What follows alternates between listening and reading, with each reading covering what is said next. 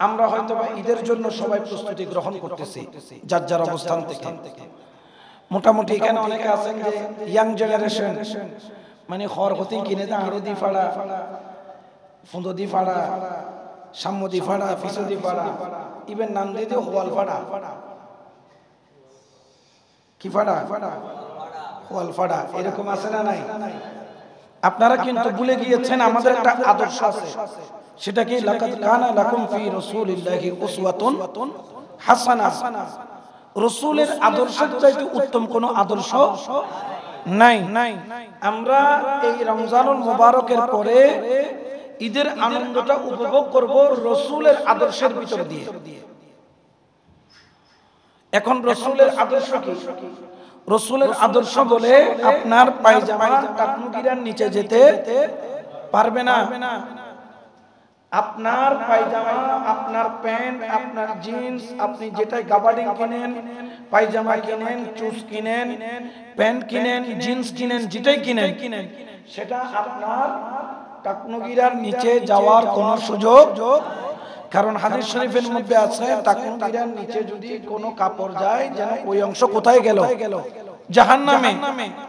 এই জন্য যারা সন্তানদেরকে কাপড় কিনে দিবেন, ঘরে যে আগে চেক করবেন আজকে যে আপনার টাকা দিয়ে কোনো আপনার সন্তান জাহান্নামে হচ্ছে কিনা।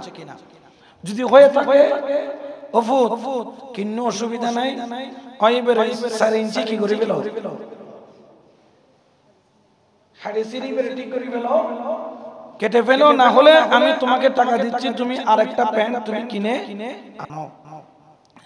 আর বিশেষ করে আমাদের অত্র এলাকার মধ্যে আমার মা বোনদেরকে বলবো, মোটামুটি রমজানুল মুবারকের যখন শেষ হয়, রমজান পর্যন্ত হিজাব, বুরকা, হাত মোজা, পা মোজা সব দিয়ে একদম কোরআন শরীফ আর তাসবিহ এটা নিয়ে বসে থাকে।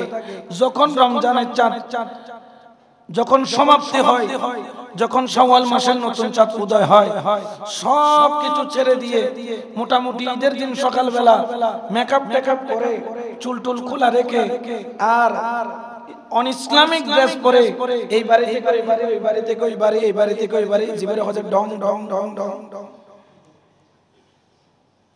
অবশ্যই আপনি একে অপরের সাথে কুশল বিনিময় করবেন, কিন্তু পোশাকটা হইতে হবে ইসলামিক পোশাক। কারণ মেয়েদের সতর হলো মাথার তালু থেকে পায়ের তালু পর্যন্ত, মেয়েদের চুলগুলোও সতর।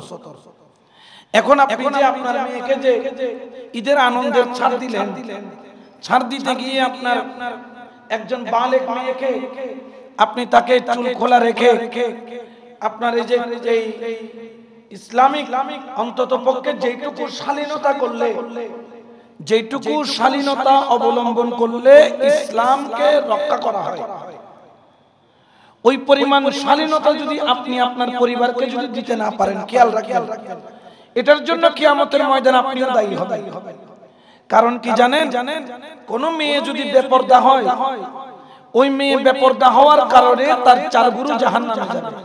কয় গুরু? 1 নাম্বার হলো তার মা বাবা।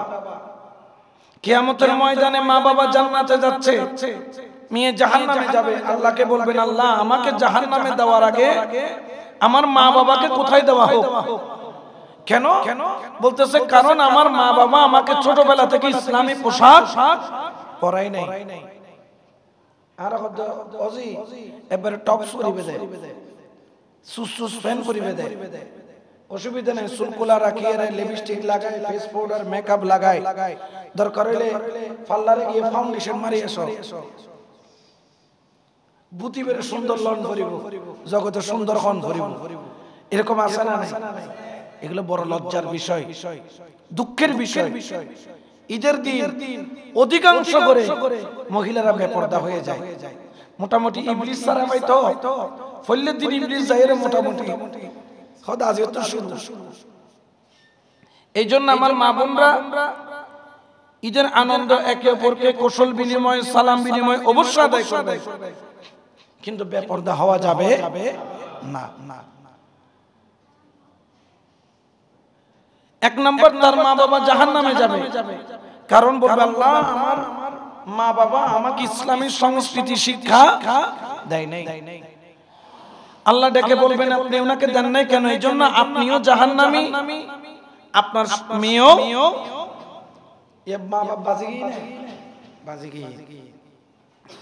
ওই মেয়ে আবার বলবে আল্লাহ আমাকে জাহান্নামে দেওয়ার আগে আমার বড় ভাইকে জাহান্নামে দেওয়া হোক।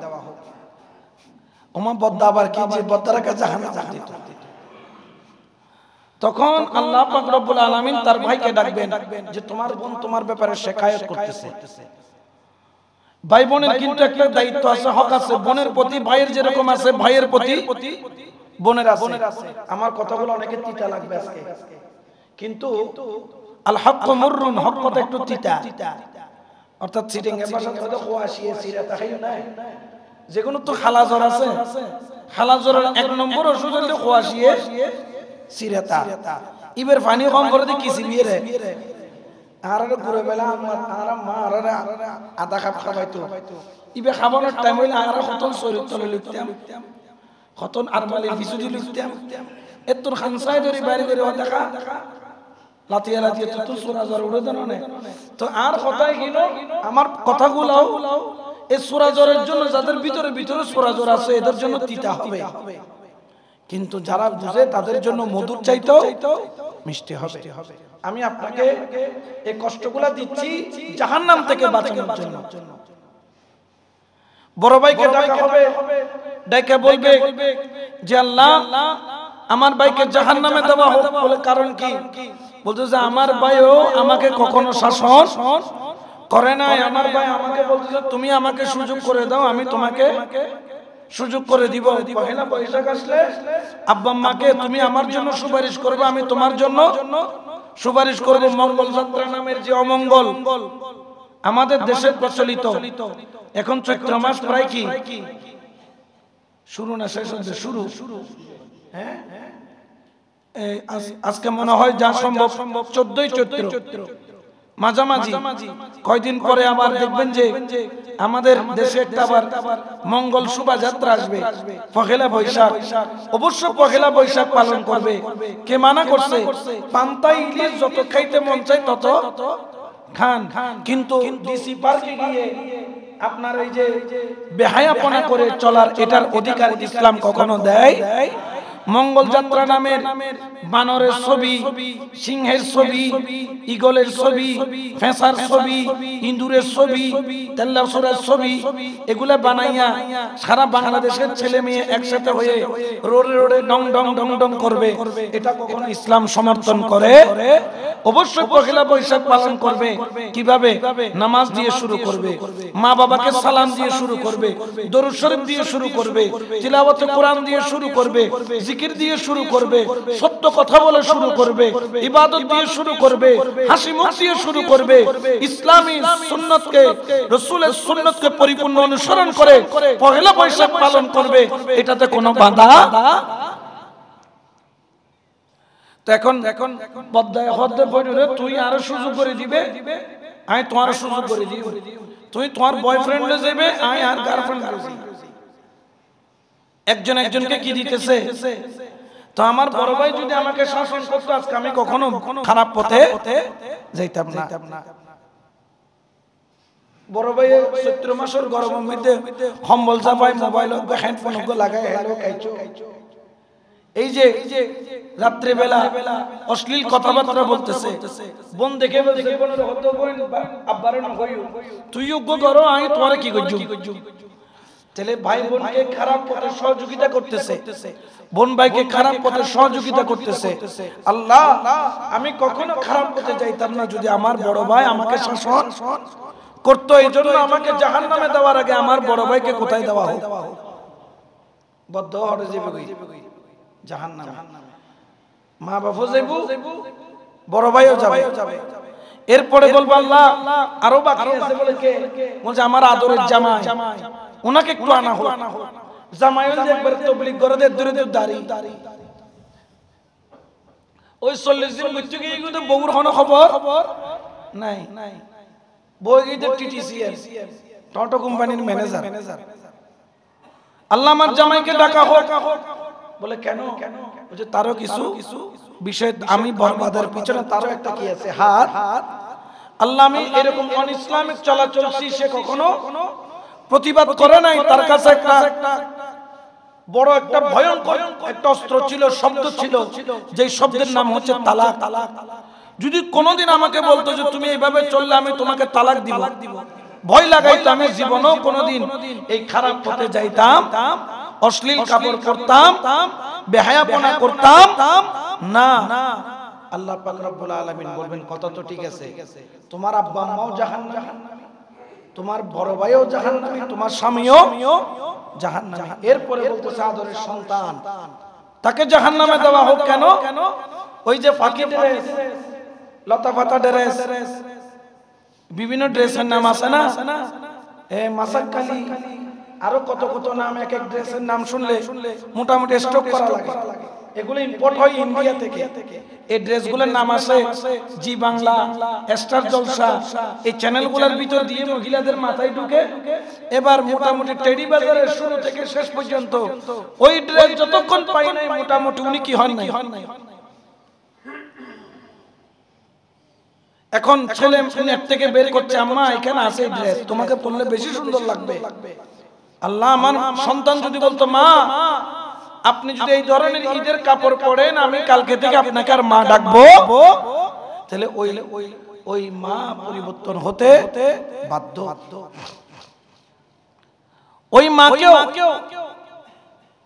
ওই সন্তানকেও আল্লাহ পাক রব্বুল আলামিন জাহান্নামে দিবেন। তাহলে একটা মহিলার কারণে 4 গুণ জাহান্নামে গেল, শুধু একটা মহিলা বেপরদা হওয়ার কারণে। তার মা বাবা গেল, তার ভাই গেল, তার স্বামী গেল, তার সন্তান গেল।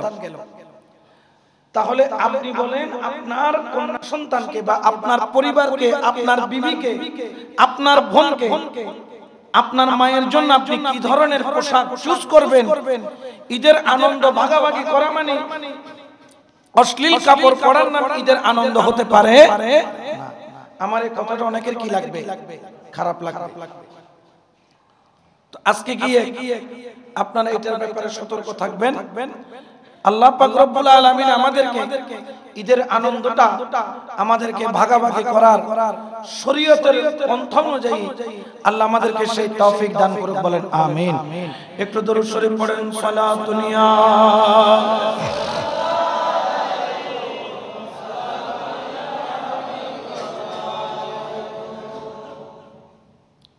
এরপরে হচ্ছে গিয়ে ঈদের সময় আমি গত কালকে একটু করে বলেছি, আজকেও বলতেছি, আপনারা আজকে আপনাদের প্রতিবেশীদের খোঁজ খবর নেবেন। আপনার আত্মীয়ের মধ্যে, আপনার ভাইয়ের মধ্যে, আপনার বোনের মধ্যে, আপনার প্রতিবেশীর মধ্যে কে কে এই রমজানুল মুবারকের রোজা রেখেছে কিন্তু ঈদ করতে পারতেছে না, অন্তত পক্ষে খেয়াল করতে হবে যে অন্তত ঈদের দিনের যাতে তারপরে কিছু খাবার পৌঁছে যায় থাকে।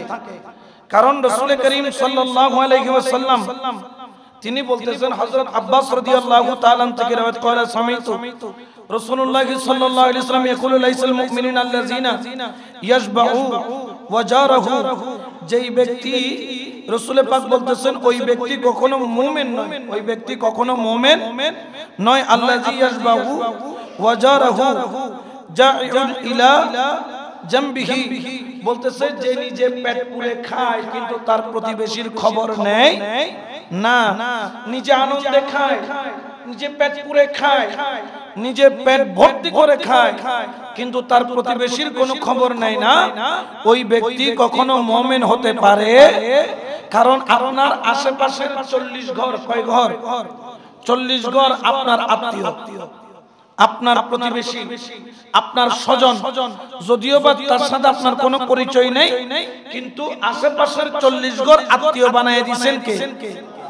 এই 40 ঘরের মধ্যে কেউ যদি কষ্টের মধ্যে থাকে, এই 40 ঘরের আশেপাশের ব্যক্তির দায়িত্ব হলো ওই ক্ষুধার্ত ব্যক্তিকে, অসহায় ব্যক্তিকে যতটুকু সম্ভব ততটুকু কি করার সহযোগিতা। আপনার সাধ্য অনুযায়ী আপনি নিজে না খেয়ে ওনাকে খাওয়াবেন তা নয়। রাসূল পাক বলেন 2 জনের খাবার 3 জনের মধ্যে ভাগ করা যায়, 3 জনের খাবার 4 জনের মধ্যে ভাগ করা যায়, 4 জনের খাবার 5 জনের মধ্যে ভাগ করা যায়। এইজন্য রাসূল পাক আমাদেরকে শিক্ষা দিয়েছেন, তোমরা তোমাদের পেটের এক জায়গায় আছে 1/3, আরেক জায়গায় আছে 1/4। 4 ভাগের 1 ভাগ তুমি খালি রাখো কেন? যাতে একটু কম খাওয়ার অভ্যাস হয়, ওই 1 ভাগ যাতে কোনো গরিব মিসকিন অসহায়ের ঘরে যায়। এই জন্য মানুষের প্রতি মানুষের অনেকগুলা হক আছে, যার মধ্যে একটি হক হলো যে মানুষের প্রতি মানুষের অনেকগুলা হকের মধ্যে একটি হক হলো যে যদি কোনো ব্যক্তি মুসলমানের সাথে দেখা হয়, একে অপরের সাথে সালাম বিনিময় করা। কি বিনিময় করা? আসসালামু ক্বাবলাল কালাম। তোমরা কথা শুরু করবা কি দিয়ে? সালাম দিয়ে। কিন্তু বড় দুঃখজনক বিষয় হবে এই আগামী 2 দিন পরে ঈদের দিন, 2-3 দিন পরে ঈদের দিন অনেক ভাইকে সালাম পর্যন্ত দিবে না। পারিবারিক জায়গা সম্পত্তির শত্রুতার কারণে, ঘরের আভ্যন্তরীণ জটিলতার কারণে অনেক ভাইকে সালাম পর্যন্ত দিবে না। অথচ একজন মুসলমান আরেকজন মুসলমানের সাথে কয়েকটি হকের মধ্যে একটি হক হলো যখন সে কথা বলবে তার পূর্বে কি পড়বে? সালাম বিনিময় করবে। এটা তার হক। অন্ততপক্ষে আল্লাহর ওয়াস্তে ঈদের দিন আল্লাহ আনন্দের দিন করেছেন। আকলিন শুরবিন ওয়া বিআলিন। আল্লাহ পাক যত পরিমাণ খেতে পারো খেতে বলেছেন, এটার হিসাব নেওয়া হবে না।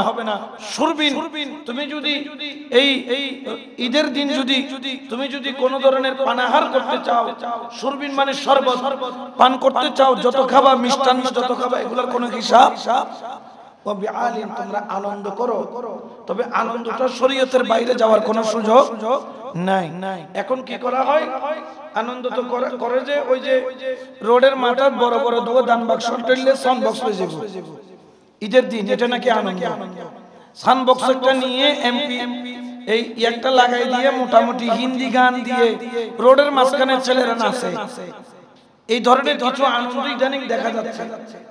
আমরা দেখতেছি ঈদের দিন আসলে ট্রাকের মধ্যে 2টা সাউন্ড বক্স বেঁধে ট্রাক একটা ভাড়া করে 20-30 জন উঠে ওখানে দুপুর করে শুধু ফালাফালি লাফালাফি। এটা ঈদের আনন্দ। ঈদের আনন্দ কি? ঈদের নামাজ শেষ করে, যেমন এই ঈদের মধ্যে আপনারা আসবেন এক রোড দিয়ে, যাবেন আরেক রোড দিয়ে। এটা হচ্ছে সুন্নাত। এটা কি? এই সুন্নাতটা কেন দিল? যাতে আপনি এই রোড দিয়ে আসতে তো আত্মীয়র সাথে দেখা হলো, একই রোডে গেলে তো আপনি একই আত্মীয়র সাথে দেখা হবে না, দেখা হবে একই আত্মীয়র সাথে দেখা হবে, অন্য আত্মীয়র সাথে দেখা হবে না। আপনি আসবেন এক রোড দিয়ে, যাবেন আরেক রোড দিয়ে, যাতে দুনো রোডের মানুষের সাথে কি হয়? সাক্ষাৎ। ইসলামের সৌন্দর্য দেখেন। এই জন্য রাসূল পাক সাল্লাল্লাহু আলাইহি ওয়াসাল্লামকে যখন জিজ্ঞেস করা হলো একজন মুসলমান অপর মুসলমানের প্রতি কয়টি হক, রাসূল পাক 6টি হকের কথা বললেন। যার মধ্যে 1 নম্বর হলো সাক্ষাতে সালাম বিনিময় করা, 2 নম্বর হলো আমন্ত্রণ করলে আমন্ত্রণ গ্রহণ করা। ধরেন আপনাকে দাওয়াত দিল, ও ভাই অনেরই ঈদের দাওয়াত আর ঘরে আইবে। এখন অনেকে বলেন যে না ইবে তো আমলি গইতু দাঁড়ে জন যাইতো না, ইয়া জমানা চলদার গুড় এগুলা এখানে চলবে। আপনার ভাই আপনার প্রতিবেশী ঈদের দিন যখন আপনাকে আমন্ত্রণ করবে, আমন্ত্রণ করুক আর না করুক, একজন মুসলমানের হক যখন দাওয়াত দিয়েছে, একজন মুসলমান কখনো অপর মুসলমানের দাওয়াতকে ডিনাই করতে পারে না।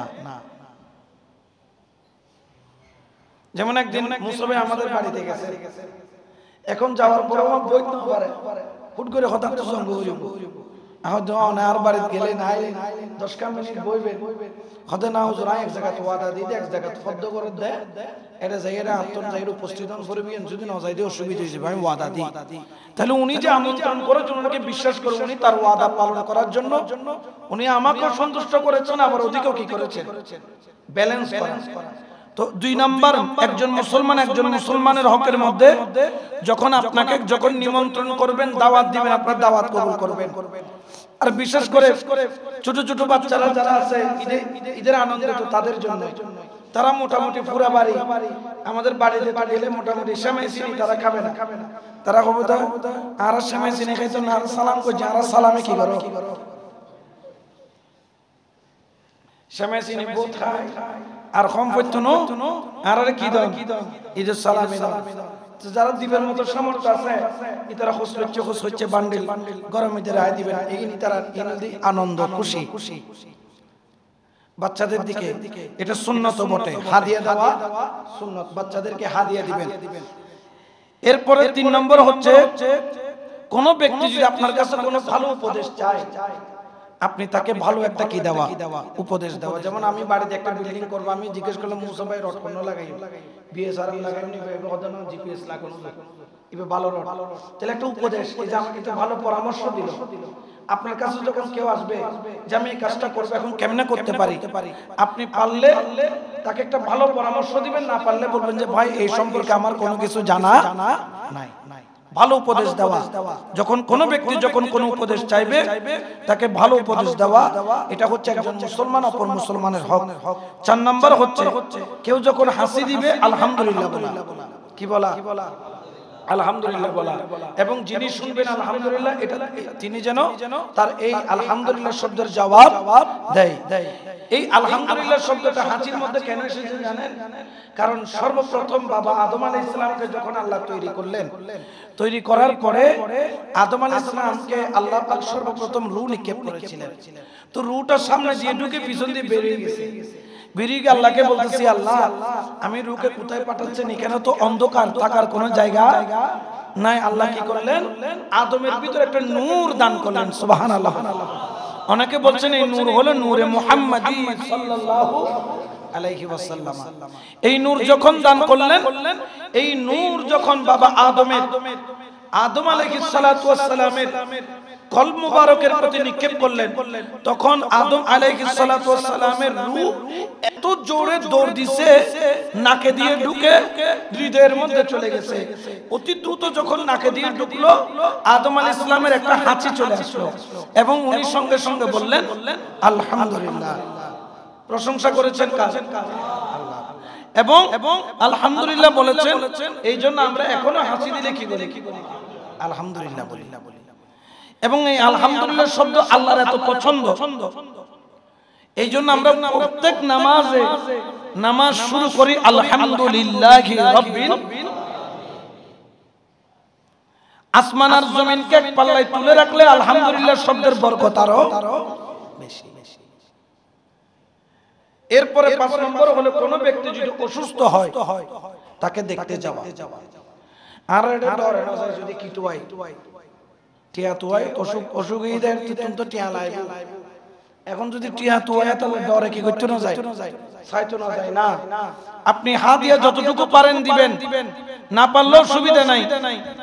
আপনার কাছে আপনি যখন দেখলেন যে আপনার কোন প্রতিবেশী অসুস্থ, আপনি কি আঙ্গুর নিতে পারেন না, আপেল নিতে পারেন না, কোনো সুবিধা নাই। অন্তত পক্ষে মুখের একটা মুস্কি হাসি দিয়ে তার সাথে উত্তম কিছু কথা বলে তাকে সাহস দেবেন। চিন্তা না করছো তুই কি অসুখ হয়েছে, তুই আল্লাহ দিলে কি হয়ে যাবে, ভালো হয়ে যাবে আল্লাহ দিলে, কোনো বিষয় নেই, কোনো বিষয় নেই। অর্ধেক ওষুধের গুণ, অর্ধেক তাকে সাহস আর অর্ধেক তাকে ট্যাবলেট। আমি অনেক ব্যক্তি দেখছি যে যার 4টা ব্লক শরীরে, কয়টা ব্লক? 4টা ব্লক হয়ে গেছে, তারপরে সে তার হিম্মত আছে নওজুরা কিছুদিন ইনশাআল্লাহ। এই যে মনের সাহসে দেখা যাচ্ছে আল্লাহ পাক তার সাহসের প্রতি সম্মান দেখিয়ে তার হায়াতের মধ্যে কি দিচ্ছেন? বরকত দিচ্ছেন। তো আপনি তাকে হৌসলা যোগাবেন, যে গিয়ে বলবেন যে না তুমি টেনশন করিও না, আল্লাহ তোমাকে সুস্থতা দান করবেন।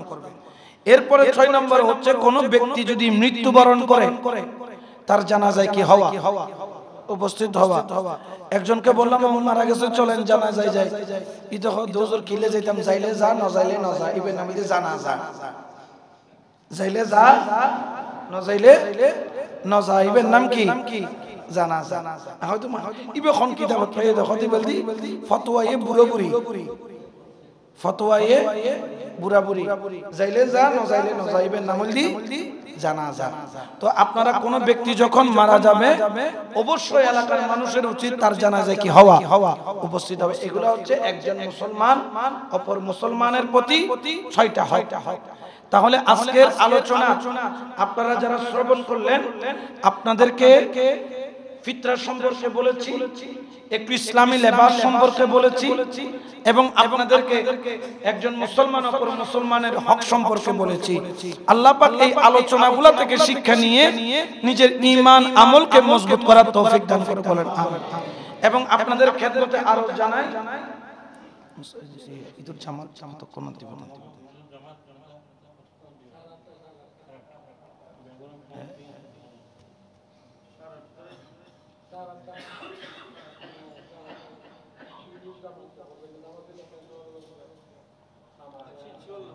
কয়টায় দিতে হবে? 8:30। 8:30 আপনারা সবাই একমত আছেন তো? আলহামদুলিল্লাহ। তাহলে 8:30 যেহেতু জামাত, আপনারা কি 8:30 আসবেন নাকি? আপনাদেরকে আসতে হবে আরো আগে, 1 ঘন্টা আগে চলে আসবেন। আইসা মসজিদের মধ্যে কুশল বিনিময়, সালাম বিনিময়, একে অপরের সাথে কোলাকুলি, আপনারা মুসাফাহা করবেন, একে অপরকে মুআনাকা করবেন, একে অপরকে কোলাকুলি করবেন। আপনারা চলে আসবেন। আলহামদুলিল্লাহ, আল্লাহ পাক যদি মেহেরবানি করে আমরা ঈদের জামাত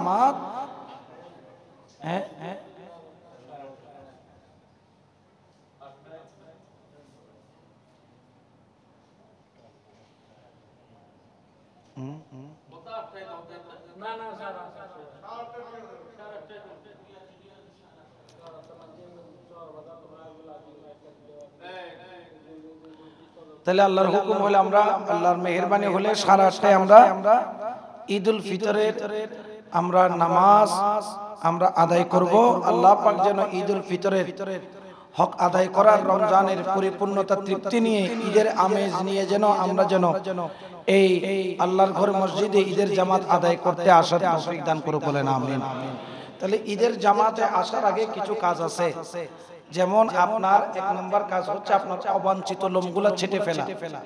অবাঞ্ছিত লোমগুলা ছেটে ফেলা। অবাঞ্ছিত লোম বলতে কি? অবাঞ্ছিত লোম বলতে জেরে নাফ। জেরে নাফ মানে নাভির নিচের লোম। আপনার হচ্ছে গিয়ে বগলের নিচের লোম। আপনার যেগুলো বর্ধিত অংশ লোম আছে আপনি সেগুলো ছেটে নেবেন।